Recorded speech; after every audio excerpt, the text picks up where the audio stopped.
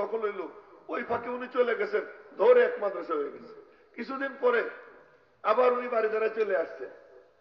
মানে হুজুর যেখানে যায়, আলেম যেখানে বসে যায়, তলেবে এলেম যায়, কোনো ভবন লাগে না, আল্লাহ ওখানে মাদ্রাসা কায়েম করে দেয়। দরকার হলো আলেম আর তলেবে এলেবে। মাদ্রাসা ভাঙছে একটা, এখন দেখি কি ঘরে ঘরে মাদ্রাসা, মসজিদে মসজিদে মাদ্রাসা, ভাঙ্গে একটা হয়ে যায় 10টা।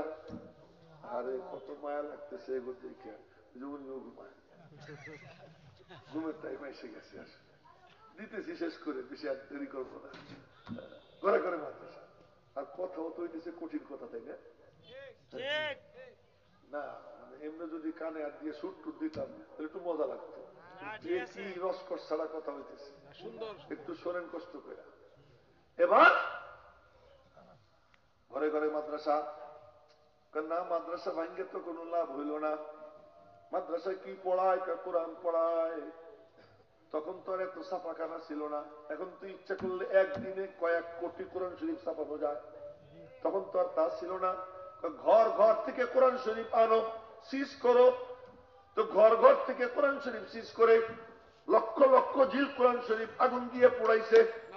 এই সাদা কুত্তার বাচ্চারা, এই খ্রিস্টানরা লক্ষ লক্ষ জিল কোরআন শরীফ এরা আগুন দিয়ে পোড়াইছে, সমুদ্রে ফেলাইছে। মনে মনে ভাবছে যে কোরআন শরীফ না থাকলে আর পড়বে কি, পড়াবে কি? ওরা তো জানে না মুসলমানদের বাচ্চাদের সিনা আল্লাহ তাআলা কোরআনে কারীমের জন্য লৌহে মাহফুজ বানাইয়ে দিছে। আজ থেকে 10-12 দিন আগের ঘটনা, উলামা ইকরাম মুলাহাজা, 10-12 দিন আগের ঘটনা। দক্ষিণবঙ্গে এক মাহফিলে যাইতেছি, ওখানে সুটফার হুজুর ছিলেন, খুব বড় হুজুর।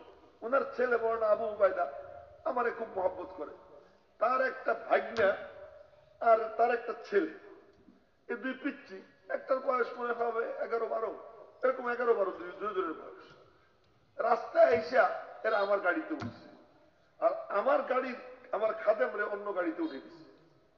ওরা দুইজন হাফেজ, আমিও হাফেজ, আর একজন ছিল আমার সাথে, আমার মাদ্রাসায় দাওরা হাদিস পড়ে, আমার ছাত্র মৌলানা আব্দুর রহিমের ছেলে। এই মুরব্বী মোবাইল পকেটে রাখে, এই কাম করবেন না।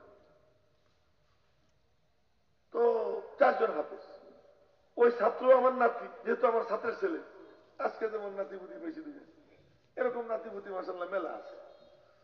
তো ওই 3 নাতি আর আমি এখন করলাম চলো আমরা হেফজ প্রতিযোগিতা শুরু করি, সিস্টেমটা হাফেজ সাহেবরা শিখে নিয়ে। আমি এক আয়াত পড়ি, বলি যে এই আয়াতের শেষ অক্ষর দিয়ে তুই পড়। ওই অক্ষর দিয়ে আয়াত পড়ে, ওর আয়াতের শেষ অক্ষর দিয়ে বলে এখন তুই পড়। আমরা পাশাপাশি 3 জন বসা, আর বড় নাতি সামনে বসা। ওরা বলি তুই এখন পড়। এরকম পড়তে থাকলো চলতে থাকলো। হঠাৎ করে এক নাতি একখানে দম ছাড়ছে। আমাকে তুমি এখানে দম ছাড়লা, এখানে কোনো অক্ষ আছে? বলছে হ্যাঁ আছে। কি অক্ষ আছে? জি। তা আমার মোবাইল তো আছে, এটার মধ্যে চাপ দিলাম, ওটা বের করলাম, বের করে দেখি আসলে জিম আছে, আসলে জিম আছে। আরে কি করবি? ये नूर खुदा है ये कभी बुझ न सकेगा, ये नूर खुदा है ये कभी बुझ न सकेगा, जितना ही दबाओगे उसे वो उभरता रहेगा। আল্লাহ কালামের নূর, এ কেমনে নিবেন? মুসলমানদের বাচ্চাদের ছিঁড়া আল্লাহ এমন বানাই দিছে, জিম অক্ষ ওই এতটুকু পিচ্ছি আমার কইতেছে জিম অক্ষ, খুলে দেখি জিম অক্ষ আছে। তো ওরা দেখলো যে না রে, কোরআন শরীফ পড়াইয়া লাভ নাই, কোরআন যাদের সিনায় ওদেরকে পড়াও। কোন ডাক্তাররে মারে নাই, কোন ডক্টরকে মারে নাই, কোন ইঞ্জিনিয়ারকে মারে নাই, কোন উকিলকে মারে নাই, কোন ব্যারিস্টারকে মারে নাই, কোন বিচারপতিকে মারে নাই, কোন বড় সড়ো শিল্পপতিকে মারে নাই। কাদেরকে মারছে খ্রিস্টানরা জানেন? আলেম আর হাফেজ ভাইসে ভাইসে মারছে। তাও মারার ধরনটা কি ছিল জানেন?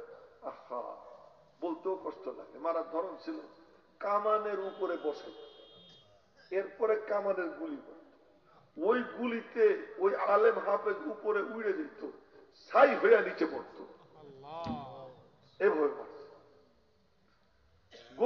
চামড়া, মহিষের চামড়ার মধ্যে জ্যান্ত আলেম হাফেজরে ঢুকেইয়া চামড়া সেলাই দিত। ওর মধ্যে সফর করতে করতে আলেম হাফেজ মারা যেত। অবস্থা এমন হয়ে গেল, আর আলেম পাওয়া যায় না, হাফেজ পাওয়া যায় না। যেখানে উপমহাদেশ পুরোটা মাদ্রাসায় ভরা ছিল, সেখানে